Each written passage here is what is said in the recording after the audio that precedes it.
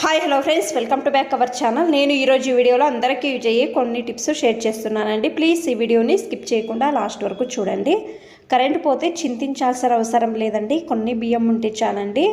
Magic మీరే చూడండి, shock అవుతారు. Tip number 1, mixie jar rubber ఎక్కువ రోజులైన తర్వాత లూజ్ అవుతుంది కదా, మసాలా రుబ్బేటప్పుడు కానీ పిండి రుబ్బేటప్పుడు అంతా బయటకు వస్తుంది కదా. ఆ టైంలో ఏం చేయాలి అంటే ఈ విధంగా ఒక రబ్బర్ బ్యాండు వేయండి. ఒకటి కానీ ఒక 2 రబ్బర్ బ్యాండ్లు వేయండి, టైట్గా ఉంటుందండి. ఈ విధంగా వేయడం వలన మీకు పిండి కానీ మసాలా కానీ బయటకు రాదండి. బాగా టైట్గా రబ్బర్ విధంగా నీట్గా ఉంటుందండి. రబ్బర్ తెచ్చే వరకు మీరు యూజ్ చేసుకోవచ్చండి. ట్రై చేయండి ఒకసారి. ఈ టిప్ అనేది బాగా హెల్ప్ అవుతుందండి. టిప్ నెంబర్ 2, నేను ఇక్కడ ఒక ప్లేట్లో 1 స్పూను కుకింగ్ సోడా తీసుకున్నానండి. దీనిలో 1 స్పూను నీళ్లు వేస్తున్నానండి. తర్వాత ఒక అర్ధ నిమ్మకాయ రసం తీసుకొని ఈ విధంగా బాగా డిప్ చేస్తున్నానండి. ఈ విధంగా కలిపిన తర్వాత ఇది మీరు క్లీనింగ్గా యూజ్ చేసుకోవచ్చండి.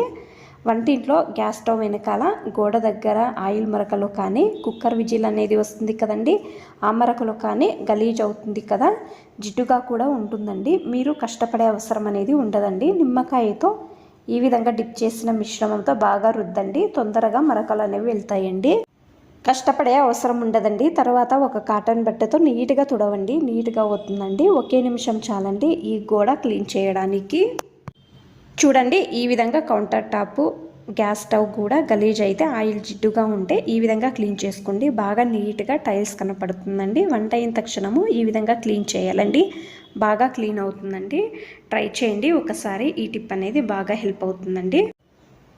టిప్ నెంబర్ 3, బియ్యంలో కానీ పప్పు దినుసుల్లో కానీ కొన్నిసార్లు మనం ఎంత క్లీన్ చేసినా కూడా పురుగులు అనేవి పడతాయి కదండి. మీరు ఏం చేయాలంటే ఆ టైంలో పలావాకును ఈ విధంగా వేసి పెట్టండి, పురుగులో పడవండి. బియ్యంలో ట్రై చేయండి ఒకసారి ఈ టిప్ అనేది. టిప్ నెంబర్ 4, నేను ఇక్కడ ఒక గాజు గ్లాస్ తీసుకున్నానండి. దీనిలో ఒక 7 టేబుల్ స్పూన్లంతా బియ్యం వేస్తున్నానండి. ఎన్నోసార్లు కరెంట్ అనేది ఉండదు కదండి, వర్షం వచ్చే టైంలో కరెంటు వెళ్తుంది కదా, క్యాండిల్ లేకపోతే ఈ విధంగా ట్రై చేయండి. నేను ఈ బియ్యం మునిగే వరకు కొన్ని నీళ్లు వేస్తున్నానండి. చూడండి, దీనిపైన ఒక 3 టేబుల్ స్పూన్లంతా ఆయిల్ వేస్తున్నానండి. ఎక్కువసేపు దీపం అనేది వెలుగుతుందండి. తర్వాత నేను ఇప్పుడు ఈ దీపం వెలిగించడానికి బడ్స్ తీసుకున్నానండి. ఇయర్ బడ్స్ 1 తీసుకున్నానండి. మనము ఈ సెంటర్లో ఈ విధంగా పెట్టాలండి. ఇప్పుడు ఈ దీపమును వెలిగిస్తున్నానండి.